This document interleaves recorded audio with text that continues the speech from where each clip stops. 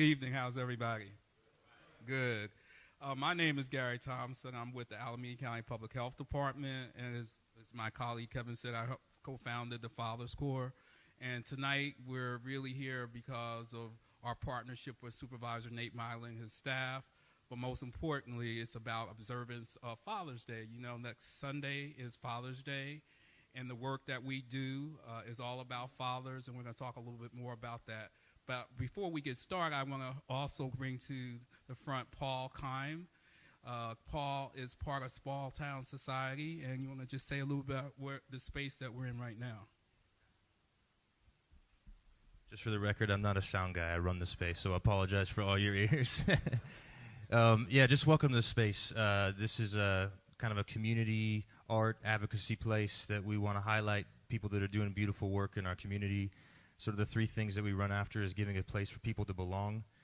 We always say your presence makes our community more complete, so your presence in this room tonight does make our community more complete, and so we thank you for being here.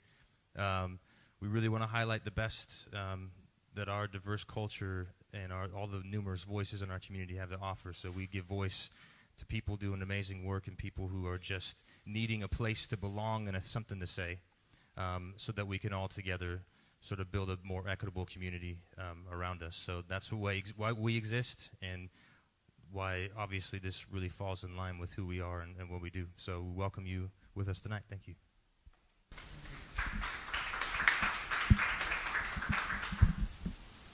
So before we get started, I want to give you a little bit of background on the Father's Corps and the work that we do.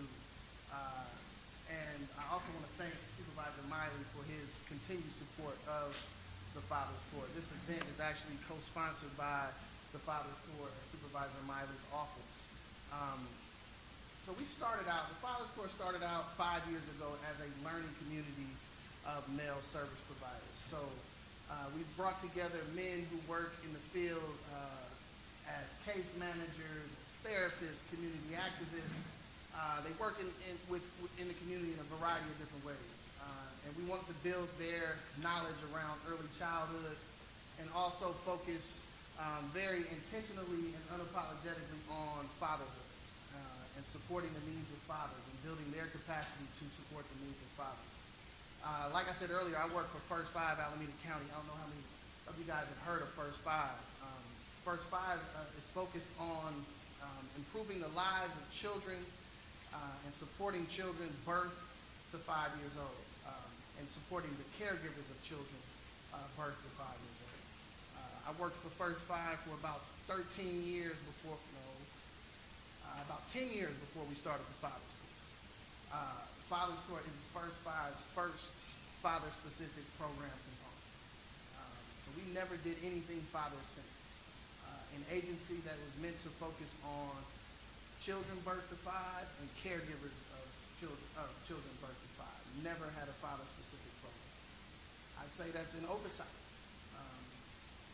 a pretty significant oversight.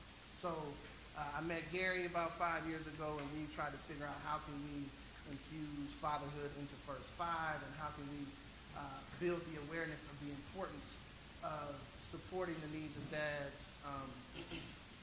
And so we came up with this idea of the Father's Corps. We focus on changing the system, making the system more father-friendly. And when I say the system, I mean our family support system, and that means schools, that means childcare, that means our hospitals, that means our early childhood program, that means our system of support and care. We want to make it more father-friendly. And when we're talking, again, early childhood, dads are very, very often left out. Services are normally focused on mom and child. We don't want to take focus away from mom. We just want to expand that focus so that we are more intentional about supporting the needs of dads as well. So like I said, we're celebrating our 5th year on June 22nd, next Friday. I'm really happy that you guys came out. I'm looking forward to some good discussions. So I'll turn it over. And as Kevin said, I'm very appreciative of you taking time out of your busy schedule to be here. I am, as I said earlier, I'm part of the Alameda County Health Department, and one of my staff members is here with me, who's also part of the Father's Corps. But what we do in public health, we actually have a unit of male case managers who work directly with fathers throughout Alameda County. Michael Spencer is part of my team, Stand Up, is part of, is with 4 other men who actually go out to the community. We serve people all the way from Livermore to Albany. And I'm really glad that we do that, but what we found in doing this work, we also needed more information. We also needed to have support to do things differently because, again, as Kevin said, this is not about excluding, this is about including, and also lifting up the father's role in the family. Because we firmly believe that once a father's involved, that makes a stronger community and stronger, in fact, in terms of our society. So that's one of our basic tenets. What we found in doing this work, though, why the Father's Corps, I think, started with the learning community and beyond is because when we came together as a learning community, a lot of issues started happening where we didn't know who was doing this in social services, who was doing something in child support. So right now, we have diversity of participation from all the different major systems in the county: probation, social services, child support, public health, healthcare. We have folks who are from youth centers. We have a whole variety of people who are engaged to really talk about how we can be a better service provider to families, but most importantly, as Kevin said, unapologetically focused on fathers. So that's what we're about. But the key of why we're here tonight is because leadership has really created an opportunity for us to do this work. If you look behind you, there are 2 posters, one in Spanish and one in English.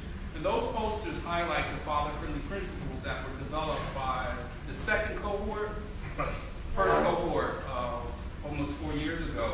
And those principles really lift up why we think it's important for this county to play a major role in really pushing the agenda of fatherhood, being inclusive of fatherhood, but also creating systems change. And one of the critical pieces of how this came to being is this gentleman right here. We got leadership support, and Supervisor Miley was one of the first people that Kevin and I sat in front of about 3.5 years ago about this work. Through his leadership and through the other supervisors, we were able to get these formally adopted by Nate's board in February of 2015. Not only did they adopt the father-friendly principles, but they gave us a charge to do things like this, to build awareness in the community, create support for people to receive training, and actually start doing systems change. We started with an $8,000 budget. Now we have a 4-year budget of over $1 million plus, and we are now charged total. Not for you. I said 4 years. But that shows you like that $1 million per year. Leadership, elected leadership, as well as systems leadership, really believe in this work. And what really makes this work important is people like you. This is us bringing you together for us to have an honest dialogue about fatherhood and for people to ask questions. Because that's the most important thing. We are here, we're public servants, so we're here about you and fathers and families. Because again, we see the fathers being an integral part of the family, making the family stronger.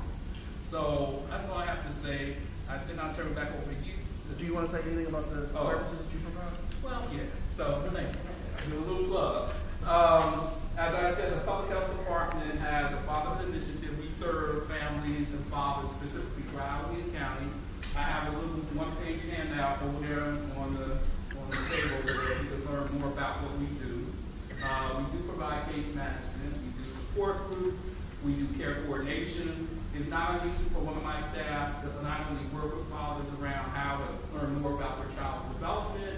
We also have been known to go into court. We deal with fathers who have issues around custody and child support. We work with probation officers, child welfare workers, child care providers. We really try to work with fathers to meet them where they are. So if there's a care plan we develop, if that care plan says, hey, I need some help with my child, with my probation officer about how I can be more engaged with my child around supervised visits, that's what we'll do. We really try to create a unique care plan in response to what the fathers need. Again, more information about what we are. I have my business card over there as well. I'll turn it back over to you. Yes, before I turn it over to Supervisor Miley, I want to tell you what you have in your hands. So you got this document here. This is a 2-page overview that kind of really gives you the background on the Father's Corps and the work that we do. You have these are the full version of the father-friendly principles. Like Gary said, they were adopted by the Board of Supervisors in February 2015. And those principles are really a roadmap for agencies to be more father-friendly, to be more effective in their engagement of fathers. So Gary and I go out and train all over the county on implementing these father-friendly principles. And this document you have here, Supervisor Miley's office actually was the largest funder to support this project, this research project here. In 2015, we conducted focus groups with fathers who are not engaged in the lives of their children. We feel like that group of dads gets talked about a lot and not necessarily spoken with and learned from. We wanted to hear their story, what were the circumstances that led them to not being involved in the lives of their children. We also conducted an online survey of 111 service providers. Again, we wanted to assess what they saw as barriers to fathers being engaged in the lives of their children, and also what they saw as barriers to fathers being engaged in the services that they provide. So the summary of those research projects is here. So please take a look. We have more of these available if you're interested. We also provide training to agencies on this, understanding barriers to fatherhood. Again, we just want to thank you for coming. We're going to stop. I'm going to stop talking. We're going to bring up our panelists in just a moment so we can hear from them. Thank you for sharing your Thursday night with us. I'm going to turn it over to Supervisor Miley. All right. So good evening. Can you all hear me? Yes. All right. So I'm going to stay seated. It's been a long day. Some of you might have been out at the Warriors parade today. I was out there. It was a long parade. A lot of people, a lot of sun. Finished the parade, then the Board of Supervisors, we had a budget hearing. Finished the budget hearing, then I had a meeting. So I'm here now, and I'm kind of tired, but I'm here because this is. I was happy I could make it here this evening because I wasn't sure if I was going to be able to make it because my schedule is so demanding today. But I'm happy I'm here because this is really important. Being a father. I'm a father. Is everyone in the room a father? All the men, fathers? Everybody a father? And there's about 20 of us in this room, including the ladies and the children. It's great that some of the fathers had their kids with them here today as well. Being a father is extremely important.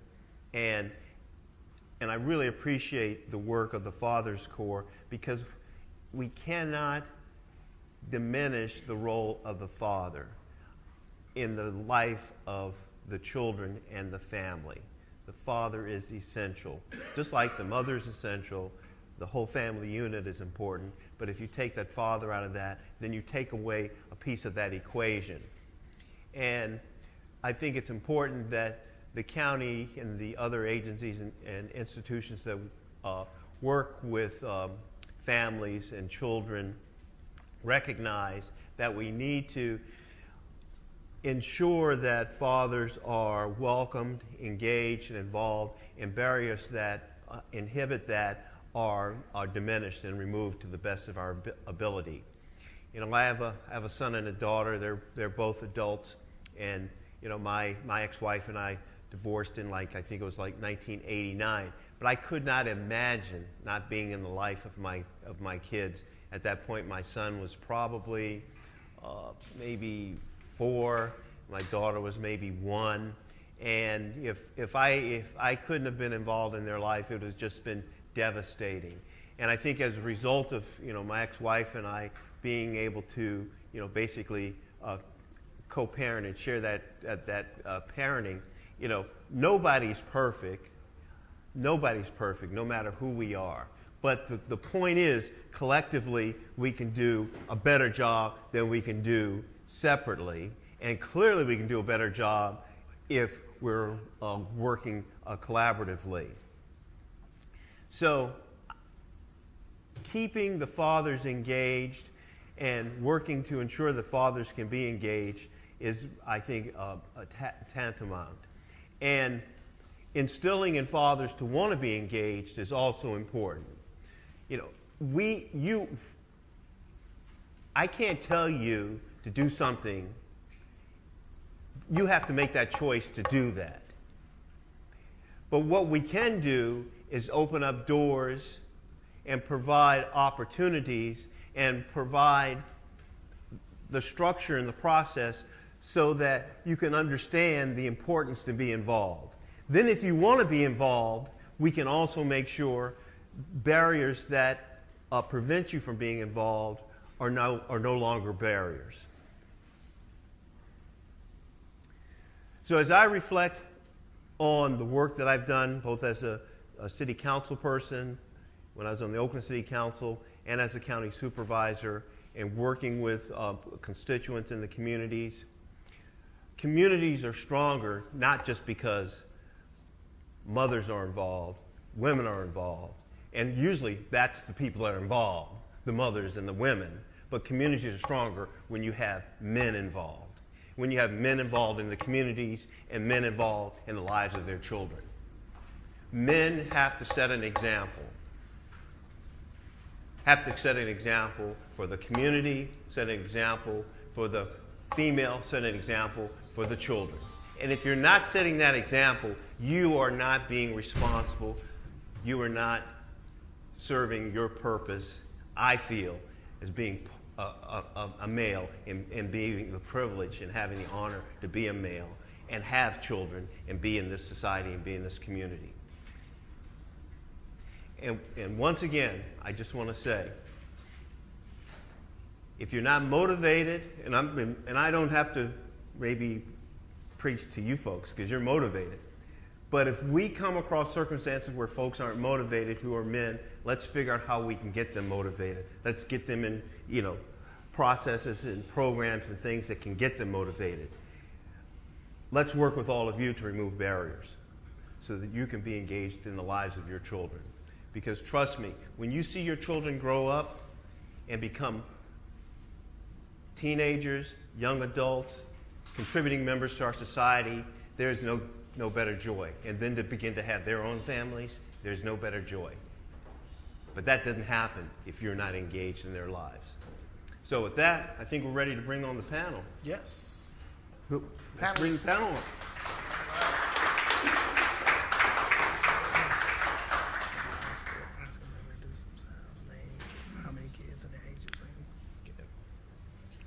So we've got 3 panelists this evening. And if each of the panelists could just start off by introducing themselves and letting us know a little bit about yourself and how many children do you have? And what's your circumstance? Well, my name is Michael Lewis. I am a father of 3, 11-year-old, a 2-year-old, a 1-year-old. All right. Yeah. Back to back.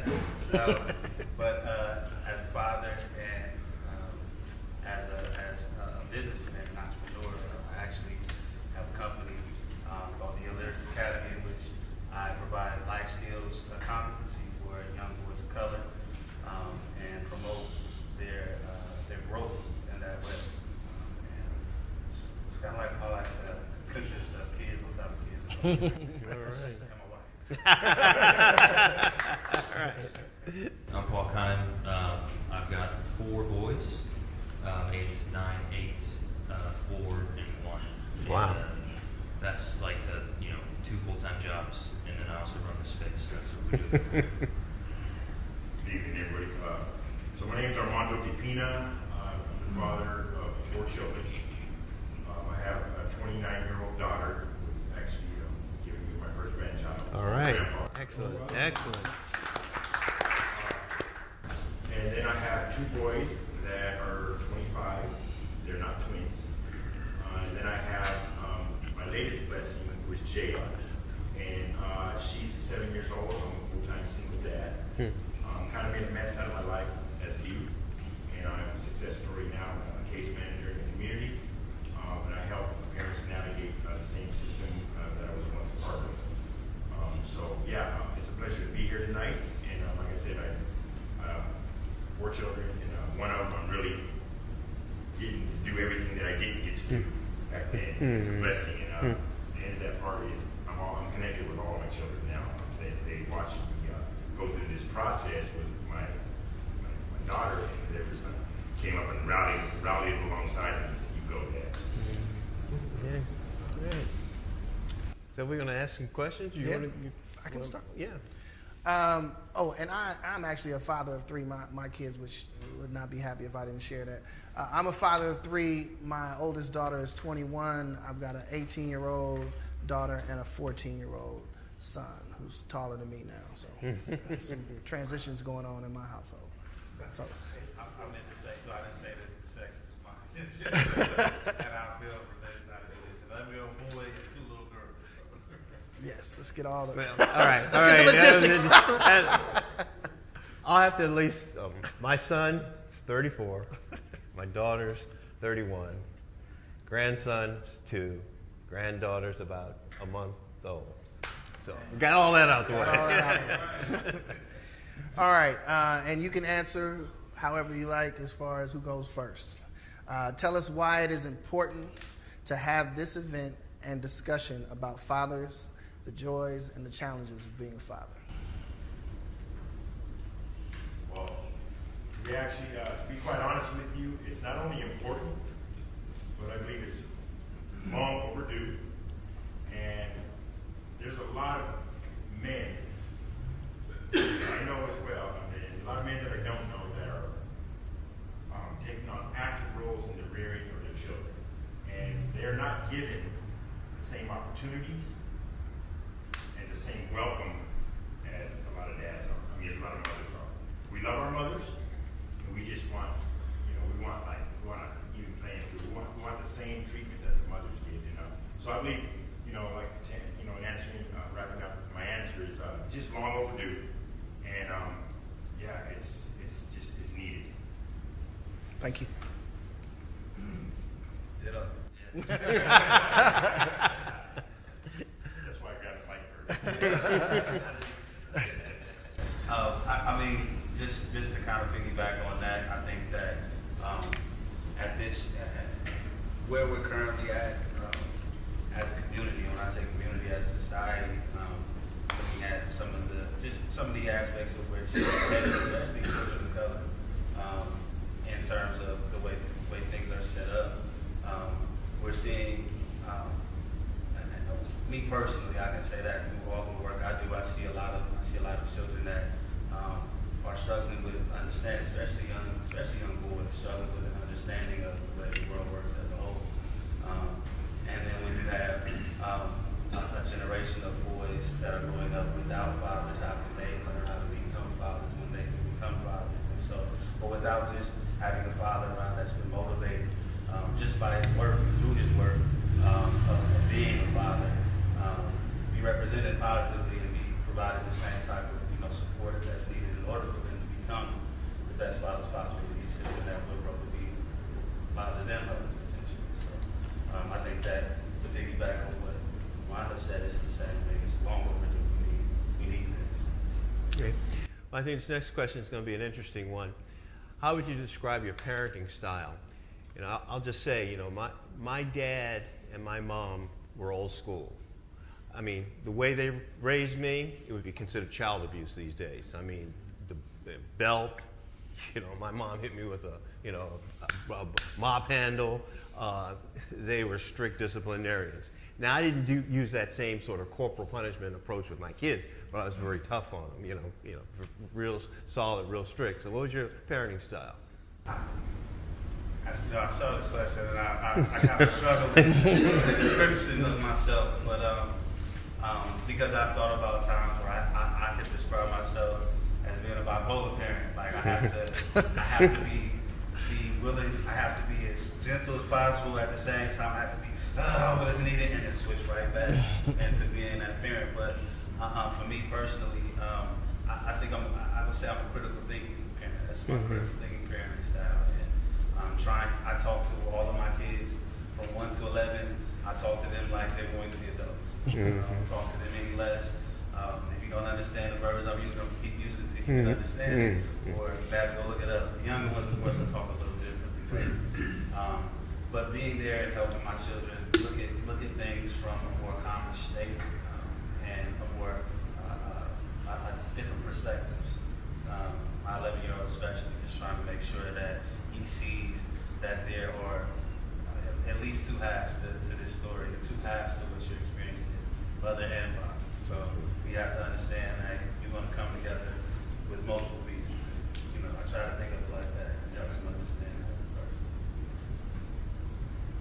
still trying to figure it out. I struggle with that question too. With having four boys, I'm learning there needs to be some sort of order in the house to maintain sanity. And I feel like my wife and I sort of ebb and flow. Like, I'll be the laid back parent, and it's the wrong time. That's when she needs me to be the upfront parent, and then vice versa. So it really is about teamwork. It's really trying to figure out what are the things that you have to really just be organized and disciplined on in our household, and what are the things where if we slip up, or if they slip up, it's a lot less, so you can be a lot more gracious. I think we're still trying to figure that out. We'll kind of get into a rhythm, but just when you think you're getting into a rhythm, we screw it all up again. But yeah, it's that sort of, what are the things, there's discipline in some things, and it's just the basic stuff for us. The mornings, it's got to be routine. It has to have a routine.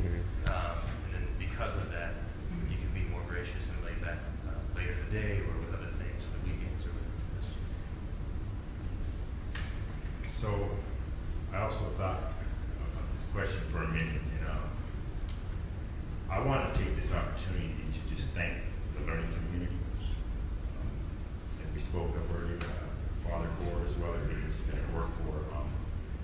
Because without the education and everything that I've learned while I've been raising my daughter, I would be like, well, what kind of parenting style do I actually have? But I can say today that I parent through the lens of like ages and stages. I know, like, I look at my mom sometimes, and we're in the same household, and she's trying to parent my daughter because we're co-parenting, and I have to just like go to the side and say, wow, you know what? I learned something today. And in her little mind, it's just a different process. So I think that if every man gets an education on, the ages and stages of our babies, it would be more formed as, and they would just be better parents. So I would, and to wrap up the answer to my question, my parenting style is one of an informed parent. Knowing what may be going on in my child's head and her heart. Thank you. And ages and stages that Armando is talking about, those are milestones for your kids at different points of their lives and what they should or shouldn't be doing. Anybody else want to give a little more sophisticated explanation of that? Well, it's really a process that many family support providers use to really help families get a sense of the child's development. And many systems like public health, and I'm sure Gene is familiar with this, that we use that as a way to share our information with families so they understand what it's like to be a one-year-old, what a one-year-old's development will look like, just physically as well as emotionally. So it's something that we do, and we impart that wisdom, that information to our families so they're aware, as Armando says. Yeah, and it's important because when you take a 1-year-old into the grocery store and they're touching everything, they actually should be touching everything at 1 year old. When you go to the mall and you're trying to keep your kid in a stroller for 6 hours, they actually should be restless and ready to get up. That would be normal development. So it's very important to understand that. I appreciate you bringing that up. Anybody else want to comment? And please feel free to jump in if you have questions. If you want to comment on something that was said, please feel free to jump in. Does any of your literature state what the ages and stages are? What should be happening at each stage? Absolutely, yes. And if you, my contact information is actually right here on the back, and I can send you all of that information. So the ages and stages, is that a form of saying, like, let them be them and do whatever they do, and you kind of like, I don't say, it's kind of like saying for the parent to roll with the punches in a sense? No, it's a questionnaire. It asks you questions. Is your child doing? Is there somebody who can really speak to this? Because I'm not an expert, even though I do work for First Five. What I got from the ages and stages, just being informed that, for one, like just the stages that the brain goes through in development is something else that I've also learned as well. So I would say, yeah, it's part of, just knowing what may be going on in your child's head, and just that there's different, at a different age, there's a different stage, and it's something that they're going through.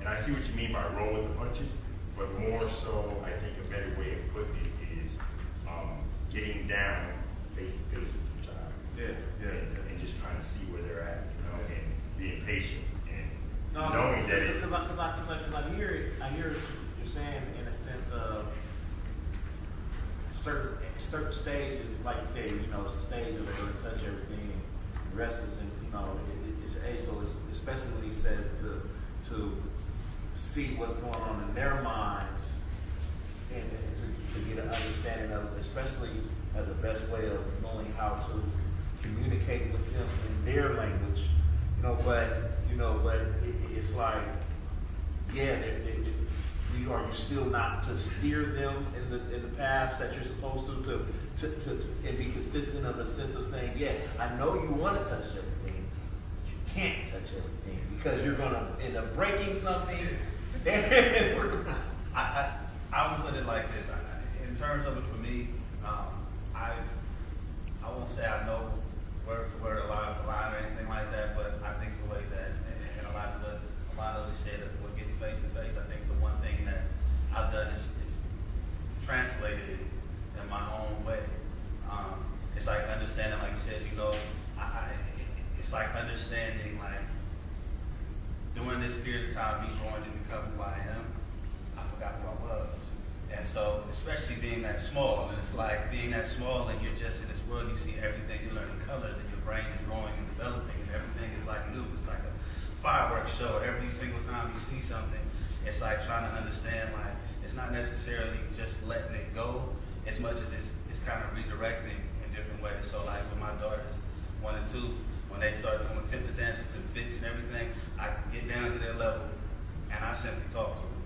I literally talk to them. I ask them about, like, why are you doing this? And as weird as it sounds, because you don't really expect to have a certain response or expect them to respond. They respond in different, not necessarily verbal ways, but they respond in the way their body language goes, the way they change, and the things they do. And I've had my 2-year-old, when she was 1, she literally looked at me while I was talking to her throwing a fit. She drops her shoulders, she rolls her head, rolls her eyes, and turns her back to me. Wow. She got quiet. She stopped worrying about it, got quiet. And it was like, that's when I first clicked in my head, like, when she was about 1 and a half, like, you understand you have your own language, I just don't understand you're a little foreigner. It's just what it is. It's like it doesn't speak the language, and not to say it like that, but it's like, it's literally what it is. And so, understanding it from that perspective, when I communicate with them, the smaller ones, I talk to them straight up. Like, you're gonna understand, at least you're understanding my levels. I'm stern now. I was playful daddy, now I'm stern daddy, and I stick to that point. So if that kind of helps a little bit, it's a little bit harder to explain it as much as it's to act out and go through it. It seems like it's difficult. It definitely is. I'm not gonna lie to you, but at the same time, when you center yourself and you get down to their level, and then you say, I've even turned my back on them. Well, since you're not done crying, I'm gonna leave you alone. And they fall out even more. So, and then when I come back down to talk, they kind of start posture change. And I'll just say one last thing, and then we're gonna have to move on. But I think the ages and stages also, it's really to help parents understand where their kids are developmentally. It's not to understand discipline or anything like that. It's really to understand, should you be able to stand on one foot? Can you walk on a straight line? Can you put one foot in front of the other? Can you balance on, how long can you balance? It's really to make sure your child is developing appropriately, and if they're not, to get to learn, find out early, and you can go get support for your child to help them get back on track, if possible. That's really what it is. That's it. It could be just different. And then there's that. Next question. I think you're up. Okay. Tell us the difference between being a provider, and we talked a little bit about disciplinarian already, between being a provider, disciplinarian, and a nurturer. And then the second part of that question is, what do you think is most meaningful to your child's well-being and development? and I can repeat that. Tell us the difference between being a provider, disciplinarian, and a nurturer, and what do you think is most meaningful to your child's well-being and development? Well, I'll tell you. I think, like, in terms of a provider, I think it's, for me, it's everything. It encompasses everything. Like, I have to think of provider, and I make think of father provider. You go to work, make the money, and that's what it is. But I think, like, for me, I don't just provide monetarily. I provide my presence. I provide my knowledge, my wisdom. I provide guidance. I provide discipline. I provide that nurturing aspect, the element that's needed, especially to see coming from a male, where it's the idea that you don't show certain sides, and I have to show you how to deal with your. I provide you with that knowledge and how to deal with your emotions as well, and show you how to regulate. So for me, like, the provider takes over so many aspects. It's like, even when I'm disciplined, and to break down the discipline, I'm providing you with a different perspective that you're not privy to. So, and nurturing, I'm providing you with the knowledge of how to deal with those emotions as you grow up and get older. I got 2 girls. I know relationships are going to be something that I have to deal with. You brothers that deal with it already have, please, at least drop that knowledge. But just giving that element, I think provider encompasses all of that. I have to be able to provide my feelings and my emotions in a nurturing way as well. Be able to turn up and turn down, and just like I said about going there. And that's kind of like the way I see it. Thank you. I don't. One of the freest things someone ever said to me about parenting was that when you think of discipline, it's often viewed as like a negative connotation, like to discipline your kid. But and she said that punishment is just one aspect of discipline, but discipline is guiding the kid. So it's positive discipline. It's praising them when they do something good, and you're guiding them in a direction and letting them be who they are, but also putting some boundaries around them. I thought that was really free.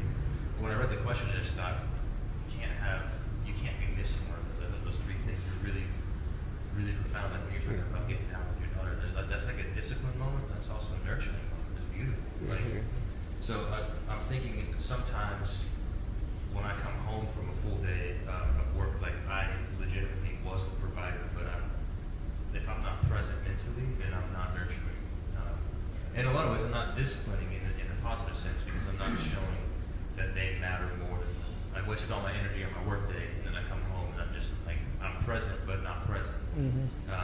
So I think that's the provider without the nurturer point. And so I think those 3 things, I can't say which one's most important, because I think in all ways that's what pops needs to do. Is really try to hold those in balance the best that they can. Thank you. I think they answered the question. So I would just follow up. I totally agree with both of them said as far as the provider encompasses all of the titles. As far as the disciplinarian, disciplinarian is, in my opinion, is just like see things my way. Not a good thing, but I think that is needed as well as that discipline, but not so much as the word disciplinarian, what it means in our society, which kind of is a negative undertone to it. So I would say I would disagree with what he said as far as provider encompasses all. So another question is, what brings you the most joy as a dad? And then what do you want most for your children? Seeing my daughter smile, seeing all of my kids try, make good decisions. I come from, I made a mess out of my life as a youth. And one of my greatest joys today is seeing that none of my kids really follow in my footsteps. When it comes to that part, I've managed to, by the grace of God, and some hard work, dedication, I've managed to change that around. But back to answering the question, as far as what brings me the most joy is, just seeing my kids smile. I was at the gym the other day, and I just bumped into my 25-year-old son. He was like, "What's up, Pops?" And this is the son that I didn't raise. And it took a long time to call me Mondo. A long time. Just like last year, after much just putting in, that relationship and trying to keep, we started calling me Pops. So just them acknowledging me as in a loving tone that they had. And my little one, she's, just, Daddy, I love you all the time. Always wants to kiss you, always. So just seeing them thrive and grow, and also seeing them just learn new things. It's like, thanks, that was awesome. There's so many good answers to that question. Like, it's such an easy answer, but I was just, as he was talking, I was also thinking the last time I just really felt joy was just this last week. I was out of town all week, so obviously just FaceTiming with my kids, like, what's the term?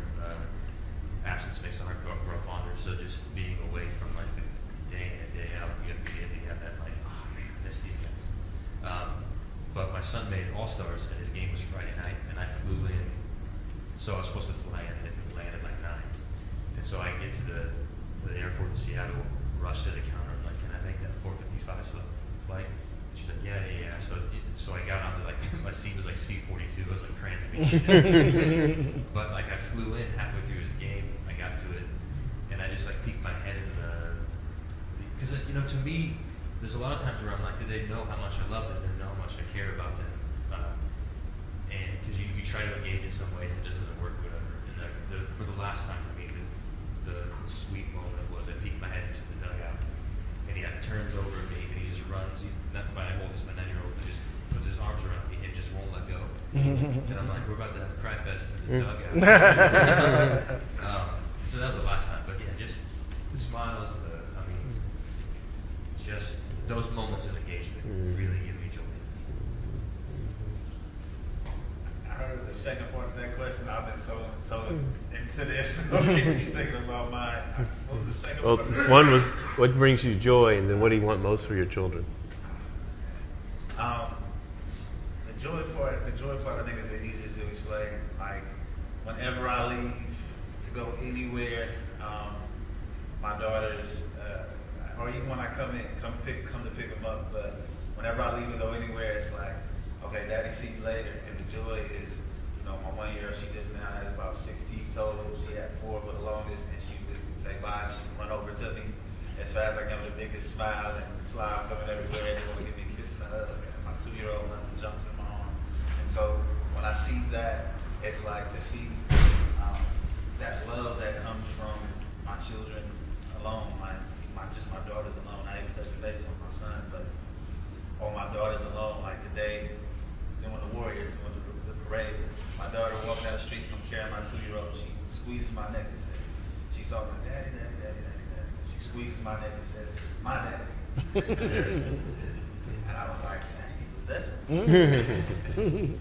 But it was like to feel that love right there. That was like, oh man. And then, my 11-year-old's, he's learning who he is, but at the same time, he's trying to mimic me as best as he can while also create his own identity. So I love seeing him become him.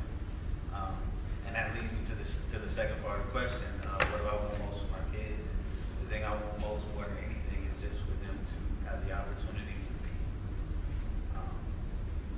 Just be.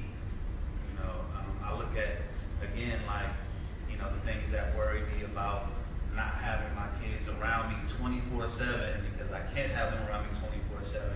It scares me and it worries me. Just looking at the state of everything. And so, and I think about the influences and the influencers that come in and they influence them to be whatever they may not have been. It makes me, it worries me. And so the thing about it for me, which pushes me to get more involved and be enthralled into the work that I do, is to always try to teach them how to be. I just want them, whatever it is you're doing, I want you to be.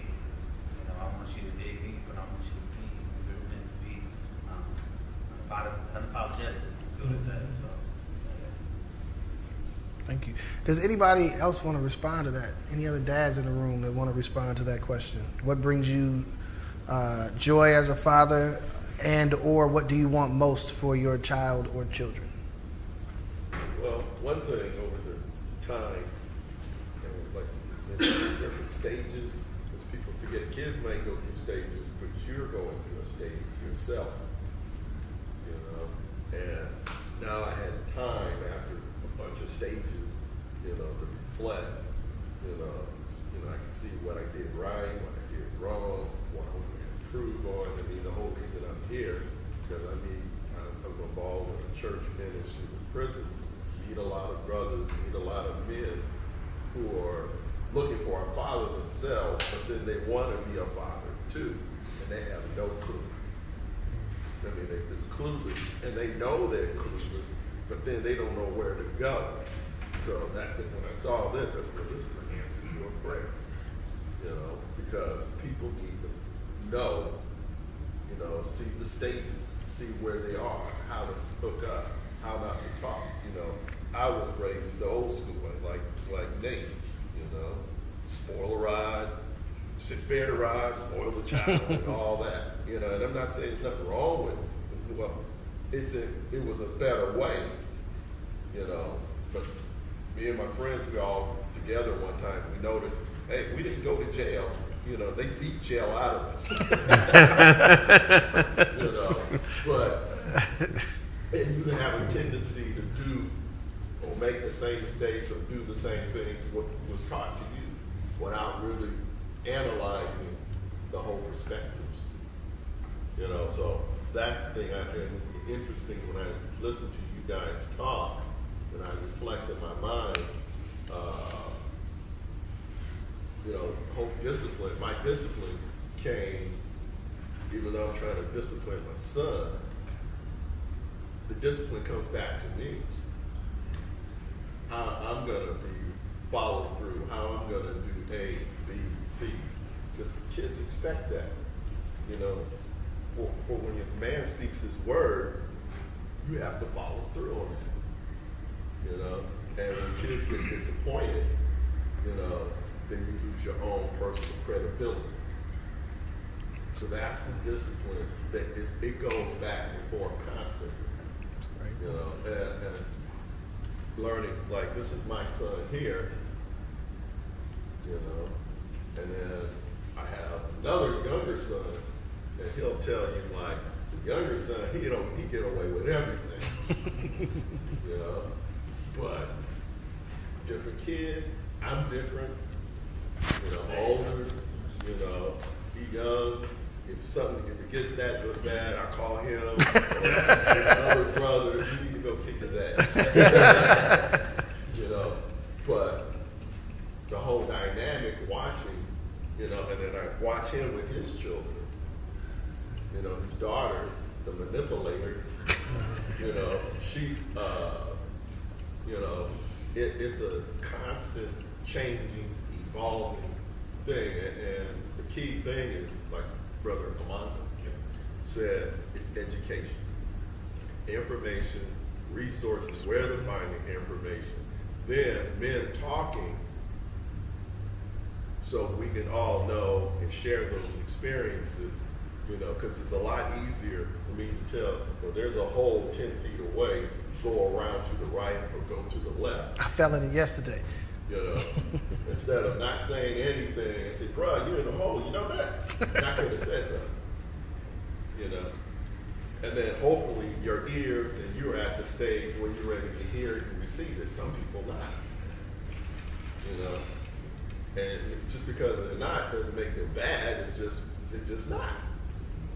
You know? So this right here that you have should be, as far as I'm concerned, you know, I'm involved with church ministries and stuff, and everybody has the same issues and problems, whether you're in church or out of church. You know, whatever denomination you're involved in, you still have troubles of life itself. That's right. You know, and so, would you say I talk too much? Hold up the mic. Can't even find myself. I want to know. I want to say what brings joy. But you know what? That's good.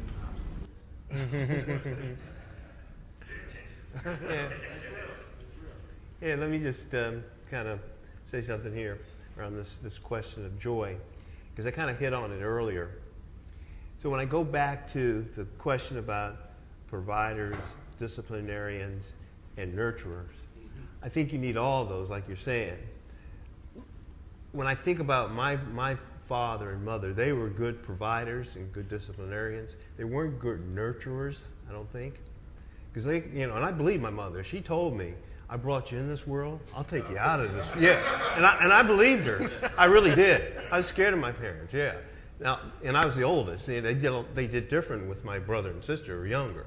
But I learned from that in terms of how I raised my kids as a provider, a nurturer, and a disciplinarian. And what brings me joy, and this is something my father told me, that every generation should do better than the last.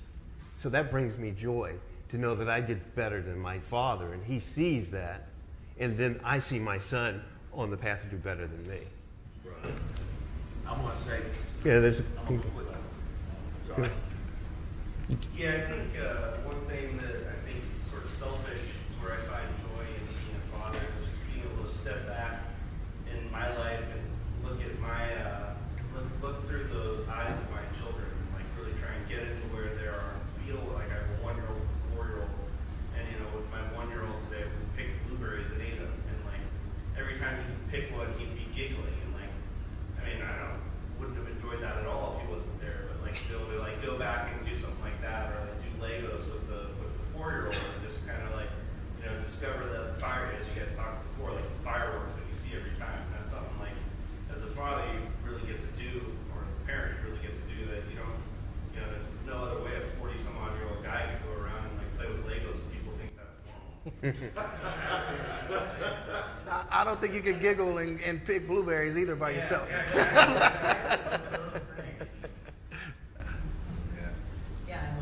My name's Mickey. I have a almost 6-year-old, almost 3-year-old older boy, younger girl. I'm from Hungary, but my wife's American, so I only speak English, and I try to speak as much Hungarian to them as I can, just to make it work with 2 languages. And you know, it's difficult. It's here in the community.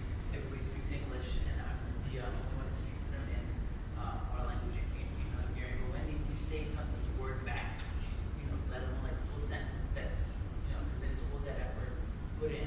It's slowly coming back. They don't speak, but I hope they do understand. Over time, I know that if in 20 years they won't speak it, then it will be a big failure. You know, that I didn't put that effort in for them to learn the language. But yeah, so once they do speak it, that'll be a big joy. Mm-hmm. My joy is I get joy out of seeing that they're processing and thinking. One of my kids, you know, when they do certain stuff, I always like, why you do that? Or not even positive or negative, whatever. It's always just like, why? What was going on in your thought process, you know? And when they be like, I don't know, it's like, oh, now I kind of get frustrated in this sense, like, you ain't even thinking about it. You just automatically just shrug it off and walk off, like, you know. But when they show me like they're processing or trying to learn, you know, trying to pick up and add tools onto they, you know, that makes me happy, because I'm like, you know what I'm saying, you gaining information to help you for your future, you know, and my expectations is in the same sense. You know, I feel like, especially growing up in a community where everything is going bad, like, you know, I had a dream, something happened to me, and the end result was,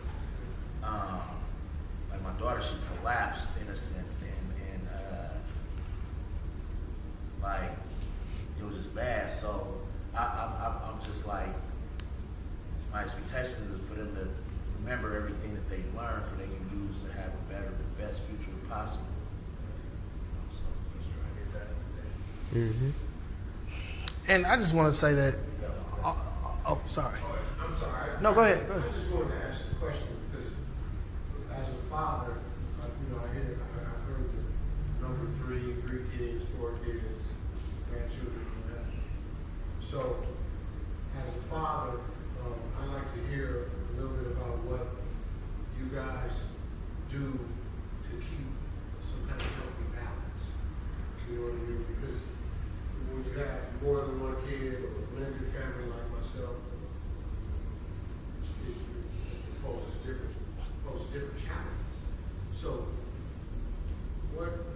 are some of the things in you guys' toolkits that you use to balance? Because a 1-year-old or a 3-year-old has different needs than a teenager.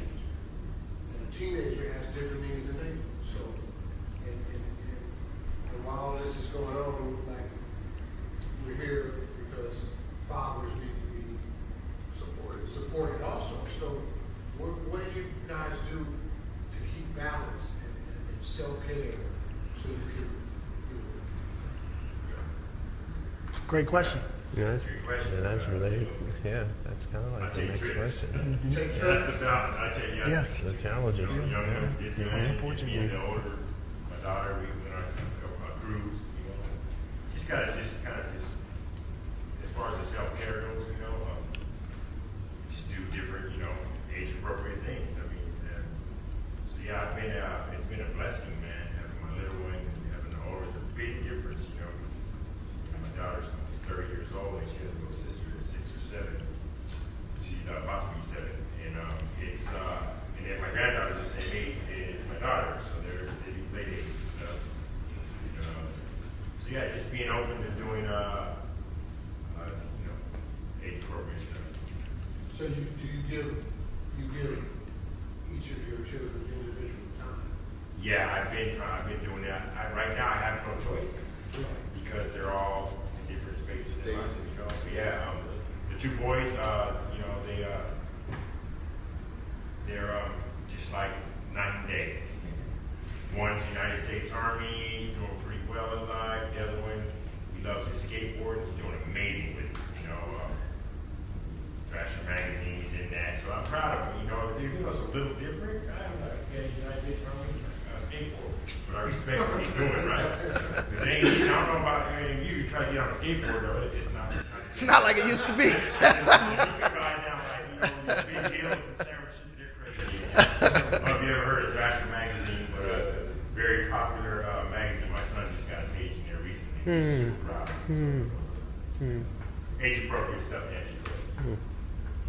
I find on balance, honestly, this season, all my kids are under 9, is incredibly hard. Like, I don't think I've figured it out by any stretch. I don't know if I could, where we're at, we've kind of settled that there isn't balance, but more like margin, like finding time. Like, I have calendar dates where it's like, this is a full family weekend, but then there's throughout the month, like, this is a Louis day, so no matter what we're doing, in my mind, I'm focusing on him. That's my oldest, or that's my 4-year-old. This is his day.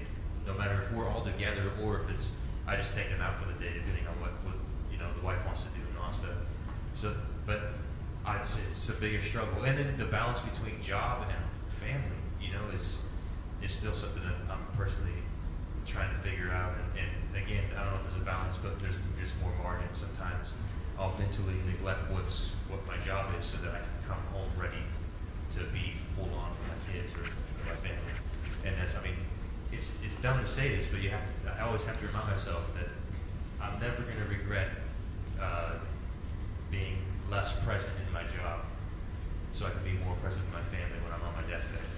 So when I remind myself of that all the time, that if it becomes between job and family, obviously you got to go to work, but between job and family, I'm going to always try to. I fail often, but always try to focus more on my family than mentally. Yeah, question. We have a banner at work that says never leave till tomorrow that what you can do today. And it's obviously it's meant for you to get stuff done that what you can do at work, but it's like no. And it's so hard with your phones and with computers. It's just like you're accessible all day. So the biggest thing I do is when I get off home from work is I've tried to put my phone in the other room, but then it rings or it buzzes. So I turn off all notifications and do not disturb. And that's crazy, but that's the biggest thing. That's helping me balance it out. I agree, and I have to just chime in. My mom is like had enough of that phone, and my daughter has had enough of that phone too. So I got a little lockbox in the treasury. And you brought up something when you asked the question about the more complex your family makeup is, the harder it is as well, because you're managing different, or you're trying to manage different households and personalities and parents and and it's not easy. So I don't know how to figure out that balance. It's crazy what I took from his question. What I took from his question is because you know I relate because I'm personally like that as well in the sense of you know I'm kind of like you know single parent in my household and so I have three. I have my two oldest boys and my daughter. So you know when they doing their thing, it's like they all on some boy stuff and how do I, you know what I'm saying? I'm trying to how do I, you know what I'm saying? And they taking over. And she start going in the corner feeling like she lost, and then the boys look at her because I go there and try to turn to her to give her time, like he giving her all the time, and she getting away with stuff, you know. Always get what she wants. She always get what she wants, and then it's kind of like the household start becoming torn within the kids, and then you know they start. I start picking up or learning that, you know, like my oldest may feel a certain type of way towards her or different things, or them going towards each other, and you know, and it's hard, like you said, to come up with individual projects and how to do that. How can you do that when you don't own one near? But you can't just, I'm going to leave and then y'all hear it and I'm going to leave her. So it's kind of like, I hear that, but you know, I'm learning that. That's a lot. That's a good one though, because that's exactly like you said. This we need to know. This we need to know. Me, to be honest, two things help me with dealing with that big age difference. Two little ones, 1 and 2, that are all over the place, bouncing the ping pong ball everywhere. It takes them the smallest tap for them to bounce off this wall to the next wall, to every ball like that. I have to be honest with my wife. That's one benefit that I have, is that we can kind of switch a little bit back and forth, and that allows that ability to separate when need be sometimes. That always helps. The other thing that always helps me, to be honest, edibles. Not gonna lie to you. What was that? Edibles. Not gonna lie to you. And essentially, I mean, this is a legal state. So, and essentially, at this point in time, for when I get right, when we need, my wife and I, when we have issues in terms of dealing with the pressure of it, because it's pressure. It's a lot of pressure. My son is 11, he helps as well, but at the same time, he's turning 12. He's a preteen, and dealing with that, and then dealing with 1 and 2 year olds who are growing in those stages and learning how to make it and do everything like that. So you got one yelling and one being a little manipulative.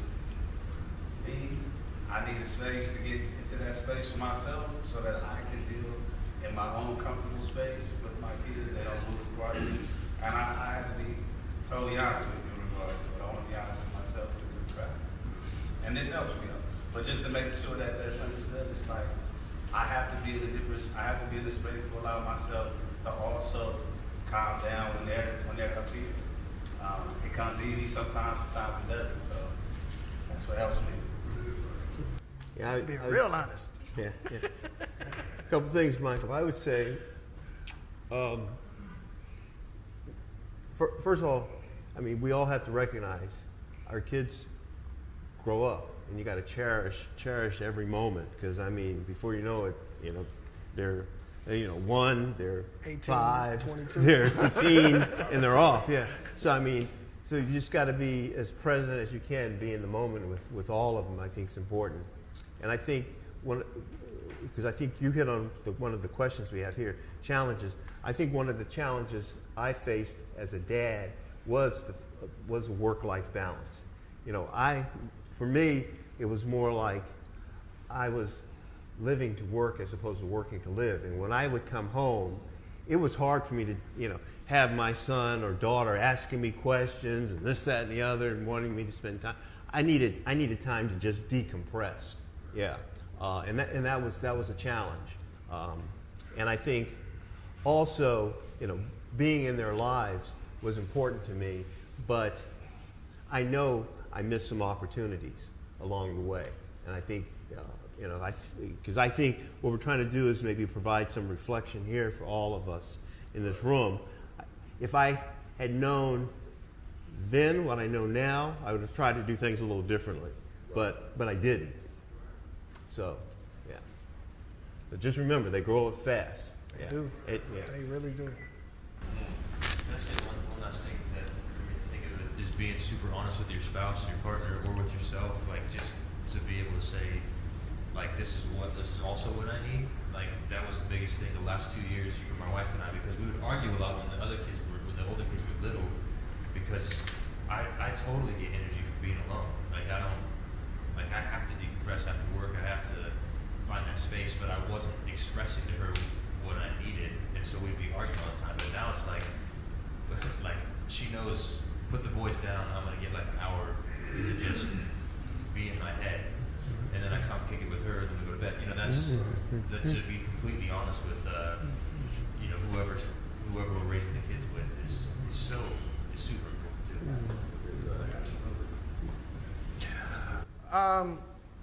And now we're going to move on to more of what you need, kind of. Do you know what services are available in your community to help and or assist you in being the best father that you can be? And then the second part of the question is, would you be interested in doing something similar like this, talking to other fathers about the joys and challenges of fatherhood? And the reason we're asking this question is because part of our program expansion is to create father-specific parent education and support groups throughout Alameda County. So create spaces where dads can just come together and have regular conversations about, just like we're having right now. So I'll repeat the question. Do you know what services are available in your community to help and or assist you in being a father? And would you be interested in talking to other fathers about the joys and challenges of fatherhood? I'll answer that. In terms of programs, I'm kind of spoiled because my wife she angers me, and without her, I'm the ship that sails the sea. So with her, she helps me a lot with that aspect of things, so I don't worry about it as much. So the thing I know that I always get something from that assists me is being a part of the Father's Court, being with amongst other male service providers. It creates a network. I mean, I still get emails. I haven't been there as frequently as I have the first 4 years, but I still get emails about different. I see mass emails of different fathers reaching out, looking for or male service providers looking for other service providers to help with another father that may need of services. And I think that networking right there really assists. So me personally, I don't know too many that branch out. I do my research based on the work that I do. So, but other than that, I'm always more than interested in talking with other fathers and other male service providers to figure out how to bridge that gap between the understanding of generations, across generations. I think that each generation has their own set of understandings and things of that nature, and then you have the next generation has their own understanding of what's coming after that next generation. And to try to bridge that gap, these types of circles and these types of conversations are necessary. It provides perspective. It provides a different thing. Just listening to these gentlemen up here talk about some of their experiences, it's like, that reminds me of that too. And it's like it opens up doorways and channels for us to actually, progress and do better and provide this service to other clients. Keep on pushing it forward. So. Thank you. Just like you said, I'm kind of spoiled when it comes to knowing what services are out there for dad, and I attribute that to the work that I do, and I attribute that to the Father Court. I know that if I need something specific for a father, and I can't pull off the top of my head, so I can send that email out as you were speaking of, and it's responded to. But as far as personally knowing the services that are available and in the community, now I'll speak from the lens of a dad that is not connected in this work. And I would say that they probably don't know. I mean, that's a problem. And it needs to be addressed. How do we do that? There's all kinds of different ways. Social media is one of them, just reaching out, word of mouth, stuff like that. And just going out there and hitting the pavement and just, engaging dads. It's a lot of work. It's needed. And so I'm blessed when it comes to knowing. And was there a second part to that question? What was the second part? Would you want Would you be interested in talking to other fathers? Yes. Oh, definitely. I think I'm doing that now. So one other thing, in the work, something, the sad but true part of the story is we deal with a lot of families that are low income, and especially when it comes to the dad, single dad, and stuff like that. One resource that I just found, I'm gonna throw it out there right now, that if you run into any dads in your work that are that happen to have services from the county, like EBT cards, stuff like that, you go to San Francisco and get in free at the exploratory. I did not know that. There's little stuff like that, you know, that dads need to know. So yeah, it's under 4 people with that EBT card. I referred a dad there. He went and called me the next day. Man, thank you. I didn't even know that. So just little stuff like that, just spreading the word. Someone who's not connected to the Father's Corps, it'd be interesting to hear your response. Like, I was going to say things. I feel like these guys. I didn't know about the resources. I've been in sort of the church world until 2 years ago for a lot of my adult life, and so there's a lot of like support, you know, for families in that world. But I know a lot of dads who are like, just getting through the door of a church is hard enough for them, let alone to open up about what they're struggling with at home or what they're. And so to be able to ask stuff like this is enormously huge, because it's just like, hey, come kick with a bunch of other dads. You don't have to like belong to anything. Like, no matter what you believe or don't believe, like just come support each other. And because whether we want to admit it or not, we need to talk to each other about what it's like to be a pop. So. Yeah. And what we found, please go ahead. Yeah, I just want to share, I think, so I've been sitting here thinking about like what are the challenges. I appreciate Supervisor Miley sharing his challenge. I'm sure we can all think about like what gets in the way of us being able to be, you know, good dads. And we can think about men that are within reach of us that want to be good dads, but for whatever reason, work, challenges with the partner, not knowing.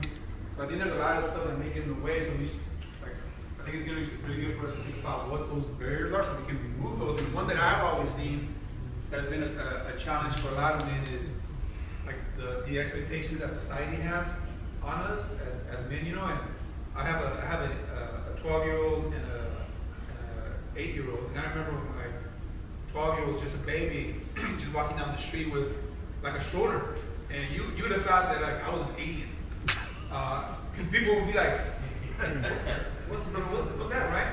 And like and I would get that from women, I would get it from men too. But now I feel like it's almost like the shift. It's a good thing that's happening, because now you see folks like, you know, speaking of workers, right? Draymond Green, Steve, Curry with their babies up, you know, and they're in that moment under the lights, and they have their babies with them.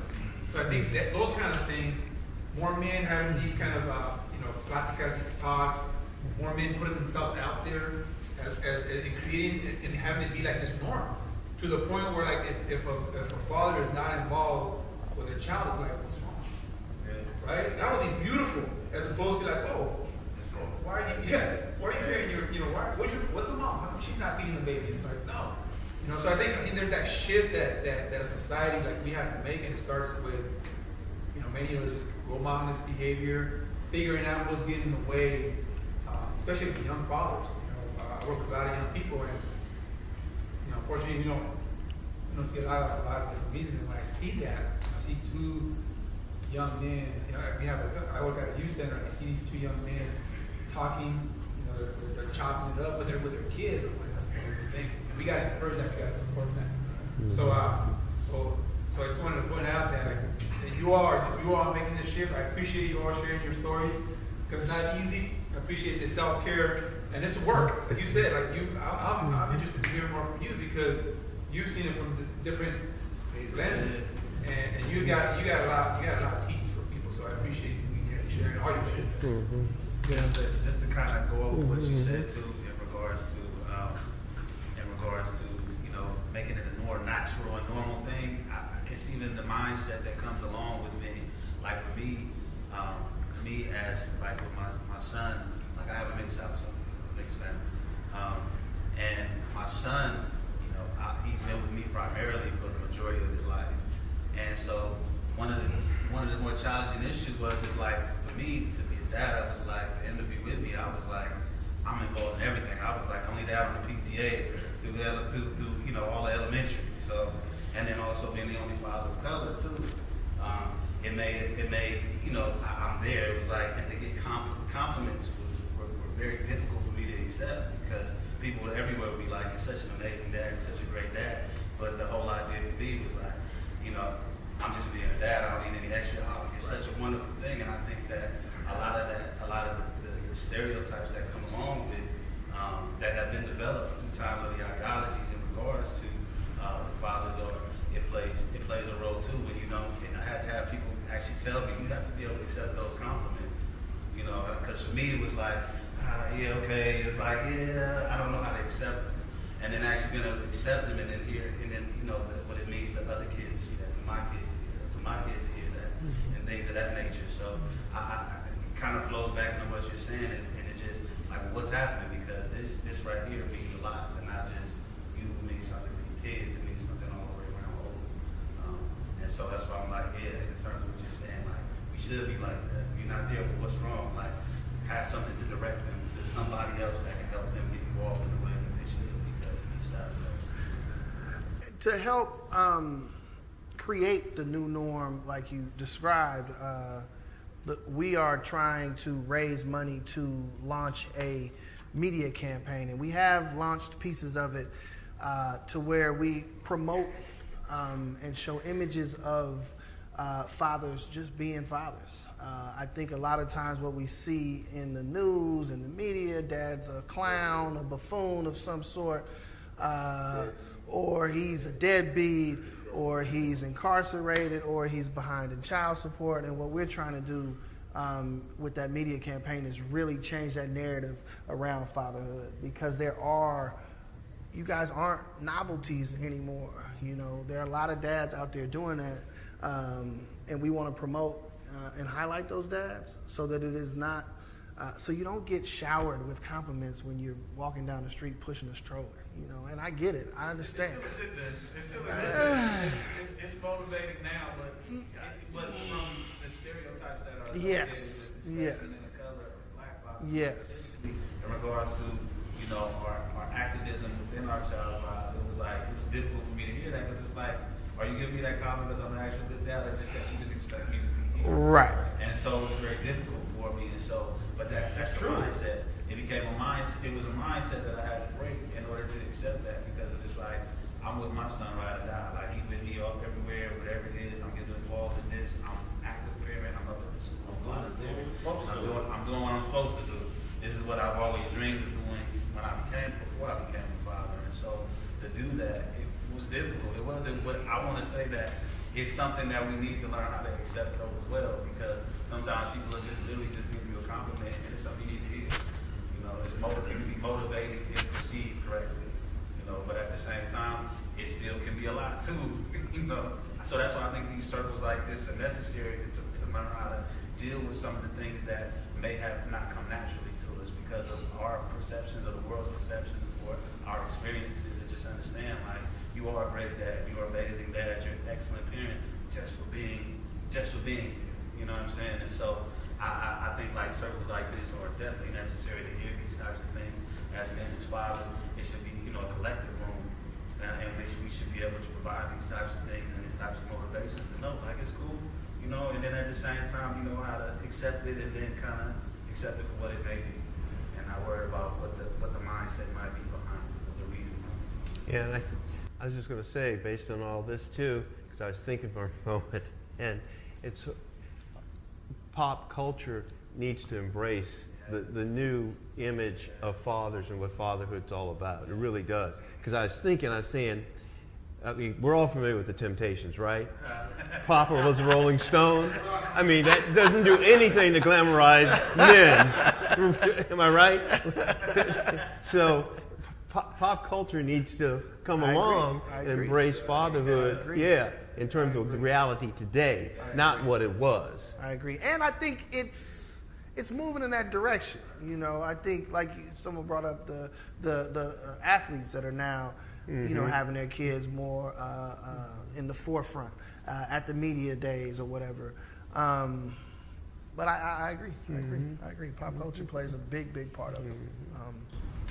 to say, fathers encouraging other fathers, which is what this is all about, is huge too, because of that same thing. Where if they're anything like me, I'm always looking at the mistakes I've made, and so that every once in a while, my buddy will be like, you know what I love about you being a dad is da da da da, and I'm shocked and super encouraged because I'm like, I feel like a terrible dad, you know. But to have guys going like, you know what I see in you as a dad is this, or you know what I see in you as a dad is this, and this is all going to make us better fathers, honestly. Absolutely. So we got a couple of the questions left, and one of the ones toward the end is, have you ever sought help for a family issue, and what was the results?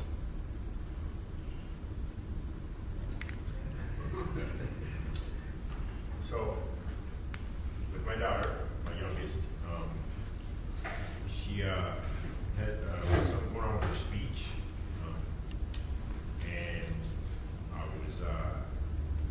went to the school a few times and asked the teacher if I could get a referral. Just based, I learned it in the work that I do. This is how you do it. So I took that and went and I tried it. It didn't work out so well. What I mean is it took a few times, and it just took a few months actually to finally sit down and get together what they call an IEP. And it was, I remember then when I walked into the meeting for the IEP, I overheard the lady who was, the therapist or the speech therapist ask, "Is mom here?" She didn't say it to me, but I heard her asking the other, "Is mom here?" I want to say no, but dad's here. but so it was I'd say it was challenging. It took a minute, longer than I thought it was going to take. And then also, can you repeat the question one more time? Have you ever sought help on a family issue, and what were the results? Okay, so yeah, and the dads that I work with, like, that's it's getting better. Seeking help for the dads that I work with, following up on referrals and stuff. It's kind of the same across the board. Generally, it's like it's different, but as a lot of people in the room said, it's getting better. That's I can't think of a major issue, honestly, but trying to connect with, especially for my wife and I, trying to connect with older couples that have kids as well has been helpful usually. I mean, sometimes I think we try to take in too much information and we feel just as confused because we're like, oh, this couple says we should do this, or we should do this, but it's also super helpful just to have people that we can talk to about what's going on with the issue. I was going to not necessarily family issues, but me issues, and I say me issues. Just going to talking to a counselor, just dealing with the regular everyday maintenance that's needed of yourself, like just talking to somebody that may also understand other people that understand, dealing and raising and being wearing all the different hats that one must wear as a husband, as a father, as as a worker, or anything like that. And I think like that in itself provides so much as well. Dealing with going to the fathers, where I say, man, it's going to that, being in that setting and that surrounding of men and people in general, just parents and everything. It provides a certain level of assistance with helping me with me issues, like that. The thing that you said is all about. I think I'm terrible at that.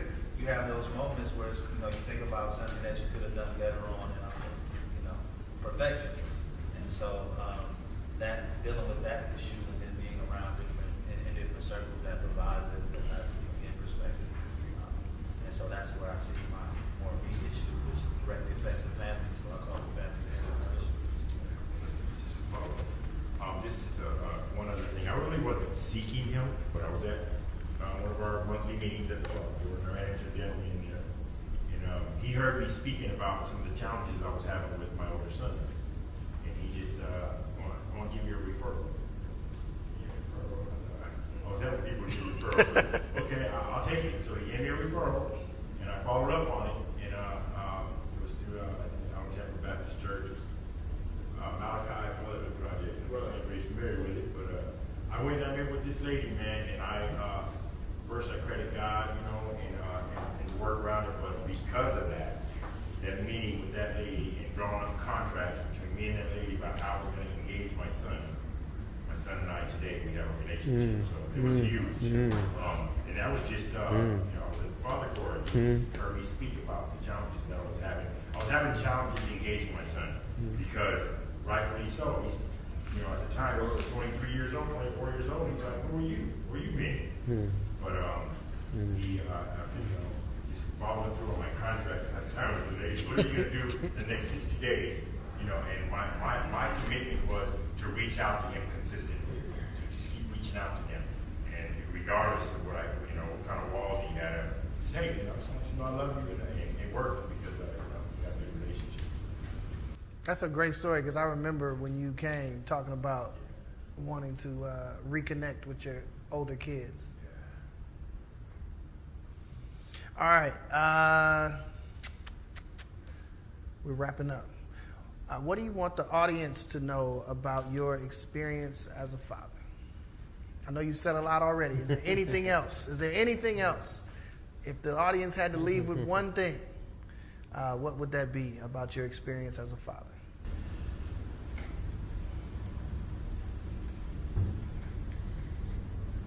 My experience as a father is one that provides me great insight about who I am and about what my cause is, my legacy is, what I leave behind. And for me, with being a father, and my experience as a father, it goes into what you were saying, the things when you see them picking up things and learning different things. And when I said I'm a critical thinking father, it's like that everything you said in regards to that, I was like, that's always when I'm looking at like, how can I turn the dial a little bit more, right? And achieve those different milestones that even if no matter how minuscule they are, they still resonate in some sort of way, knowing that I have an impact in the way they process things or the way they understand or how to think for themselves. And so for me, that causes me to be more of a creative father. Everything I do is around trying to figure out how to spark that train of thought that's needed in order for them to grow and progress, just like you said as well. So, and it's a joyful thing. I have fun being a father. I have a lot of fun being a father. Even when I'm disciplining, like my son knows that when I'm talking to him, different from when we talk to little ones. If you mess up, we're gonna have almost about a 2-hour, 2.5-hour movie sort of conversation. And it's going to conversation, I mean monologue, because you're going to hear a lot of stuff that I give you perspective in regards to how you're doing. And then at the end, you'll be able to, provide feedback and thought, but it allows me that opportunity to show him to use, to exercise different methods of parenting. And so much like you're saying, my mom, like, I brought you in this world, it's like, I take you out knowing that, but at the same time, being able to implement different training methods from doing conversations to doing more maybe it's exercise type punishments, and then it becomes more or less part of the making of me. I feel like my kids define they not only outline me, they feel me as well. I'll just say, I think we've already said it too. It's hard. I think it's supposed to be hard. It's one of the most humbling things I've ever experienced in my life, and I think it should be. I think it should keep us humble. I remember when I first got married, people would say, "Oh, you're gonna find out how selfish you are." And like a year in, I'm like, I must not be selfish because it takes long grades and amazing. And then we had kids, and I was like, "Oh shoot, I'm a little selfish." And so it's a constant, like you said, sir, a while ago. Like it's a constant. I'm regretting things the way I acted with my 9-year-old, and I'm learning from and my 4-year-old, 1-year-old, and I have better relationships. Because I mean, small things, even just like in the delivery room, I was way more present with my 4-year-old, my 1-year-old than I was with my 9-year-old, and just constantly not letting those things get me down to where I become a worse father. I think that's a challenge for me. Is like regrets lead to me like being too introspective, but just being gracious to myself. Definitely being gracious with my kids, not expecting them. It's that ages and stages thing. Not expecting them to be older than they think or older than they are. Meeting them where they're at, their ages, and in their personalities and all that stuff. Just not having a mask on, and then actually pointing out and allowing them to see and admitting to my weaknesses, instead of trying to be a perfect father, or because I'm not, I can't engage with them, or just being me and admitting when I'm wrong, and just allowing me to continue to keep me humble. Well, like everyone else, it's been one of the greatest experiences of my life, but also one of the most challenging. I wouldn't trade it for nothing. And in response to the question, what I want you guys to know in the room tonight, that it has not been easy. There has been times, a couple of times, where I actually broke down and cried. Like, what am I doing? Even crying. What am I doing? My mom had to come and console me. You know, it's going to be all right. No, Mom, this is hard. You know, I mean, you know, that was at about 3 or 4, a 4-year-old. You know, she's like giving me the business. You know, and I'm learning all this stuff as a father. We're like, well, it's her brain, and that's no, I don't. So, yeah, it's been rough, and now this may be a plea for help for some of you that are in the room. Now I'm at that stage that you know, she hasn't seen her mom. You know, and I haven't kept her from her mom, but mom's struggling with some stuff, and I understand it because I've been there. So I'm at that point where we got to put some stuff into place to try to bring mom into the picture, whatever that looks like. So that's kind of what I got right now. But you know, my stories, we all have different stories, of course. I managed to really flip the script. You're looking at somebody who has a pretty not such a good past, but like I said, but it took you to get there and get to this point. Yes. Like I said, it's been challenging, but it's been great, and I'm on board, looking forward to more. I'm wondering what she has in store for me. Daddy. It's been a blessing. Yeah, I would just, in terms of this, we got one last question, but in terms of this question about the experiences, I kind of related back to the other question about what if I sought help for my family. I think that's been one of the most I think challenging and difficult things for me, and I don't want to get into anything real personal, but the whole thing around substance abuse.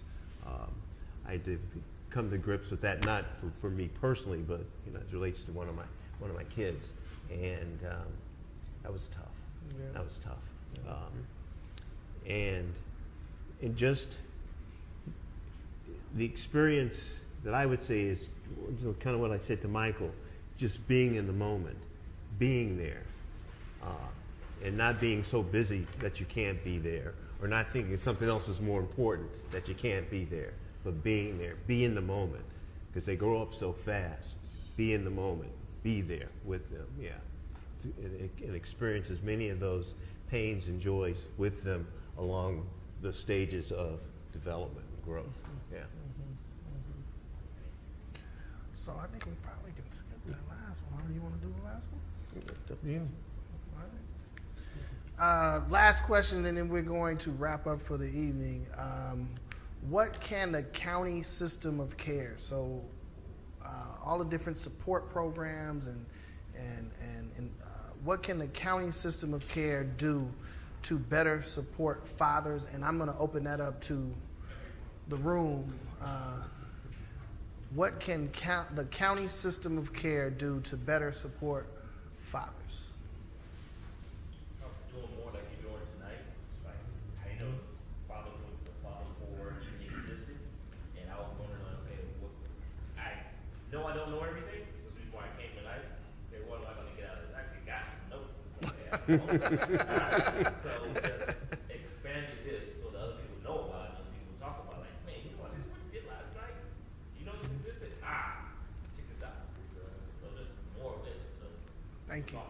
Did you hear that, Supervisor? Expand the father school. I heard it. The obvious, of course, answer is going to be provide more funding, and that will allow you to do a lot of different things. And there's probably other things that come to mind for those of you that work with fathers. But funding in terms of contracting opportunities, for example, I think those would be something you and your executive directors or whoever's in charge of the organizations probably agree.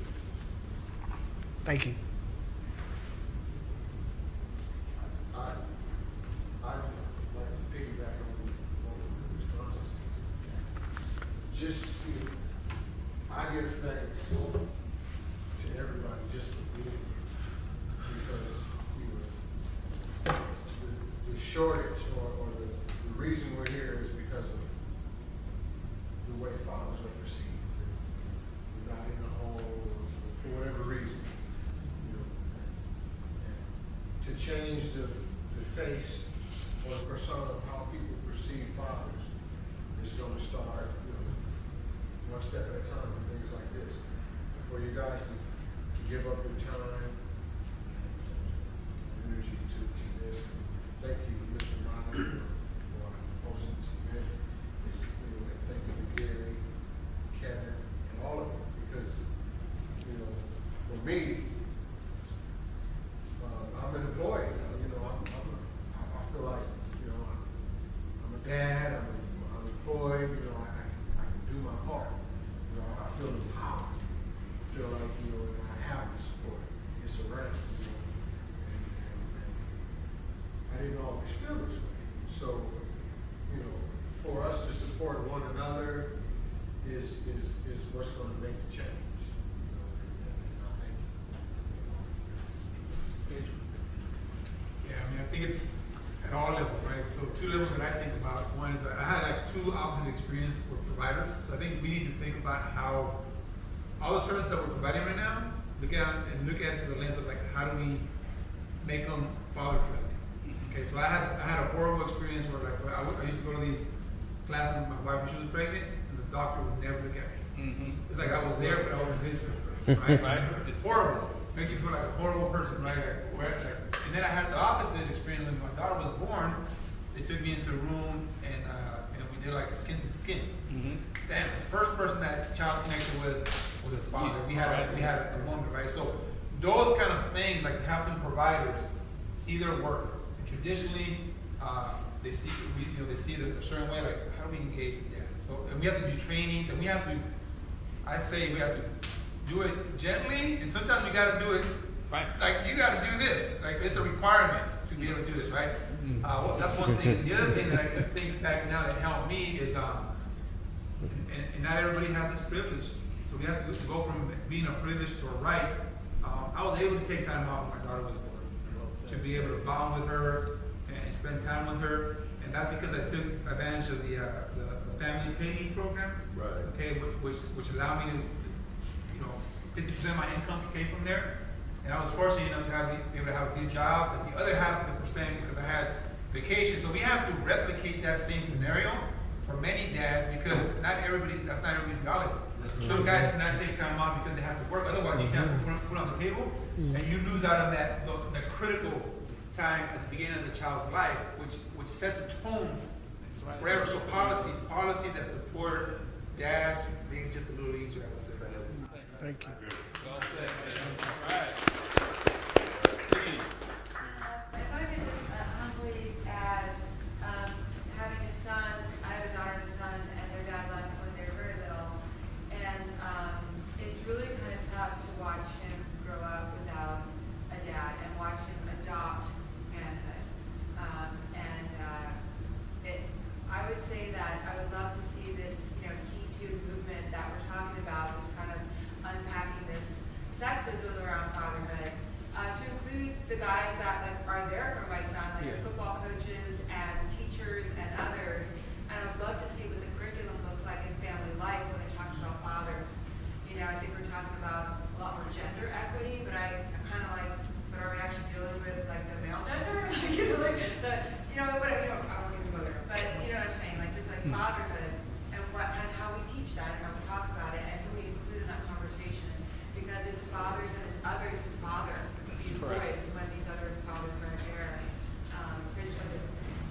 I appreciate you saying that. And what we did not say tonight, which we normally are very good with, is father figures. This program supports all fathers and father figures because there are men out there stepping into those roles when dad, for whatever reason, is not around. And this program is here to support those men as well. So thank you for saying that. I got this shirt at a conference over here at the Fatherhood conference. I just wanted to share with you. If you haven't seen it yet, Father Involvement is a game changer. That's right. That's true. All right, we want to thank our panelists. Again, we want to thank you guys for giving us your Thursday night, because it's about Tuesday night. Did I say that? I said that earlier too, didn't I? You wanted to be Thursday. It's only Tuesday. Giving us your Tuesday night. We got a couple events coming up for the Father's Corps on not this Friday, but next Friday. We're celebrating our 5-year anniversary. If you're interested in learning more about the program, that is a good time to do so. So if you're interested, please email me. Again, my email information is on the back of this report. Also, on March 16th, I know this is a little ways out, but on March 16th, we are holding... 2019. Yes, March 2019. 2018 already passed. March 16th, 2019 at Merritt College. We are hosting the first Fatherhood Summit. This is for fathers. We are looking to attract up to 1,000 dads. We're bringing in keynote speakers. We're looking at possibly getting Mark Lamont Hill from CNN to come in, and he's written a bunch of books or whatever. We're going to be offering a bunch of different workshops. There will be services there available for dads, so please keep an eye out for an announcement about that. But the date is set. The location is set. It's March 16th, which is a Saturday at Merritt College in Oakland. Thank you very much, and I'm going to turn it over to, yes, sir. Really quick, I just thought about that last question and what you were just saying right there. Yes. I mean, what would be so cool if, like, for all the different male servants to help build on father, it would be really cool to have something like that as well. We occupy space, almost like I don't want to say a block party, but in a sense where people, all these different organizations that are related to government fathers can actually see like a those fair. There's different things that are available. Like a resource fair, right? Yeah. Have something like that would allow fathers to see, like, okay, this is what's available to you. So just based on what you were just saying, right? Absolutely. Thank you. Before I turn it back over to Supervisor Miley, Gary, did you want to say anything before we leave? I'm good. All right, thank you guys. Supervisor Miley, closing comments. Thank you all for coming out this evening. It's been very good. It's been a good evening and a lot of useful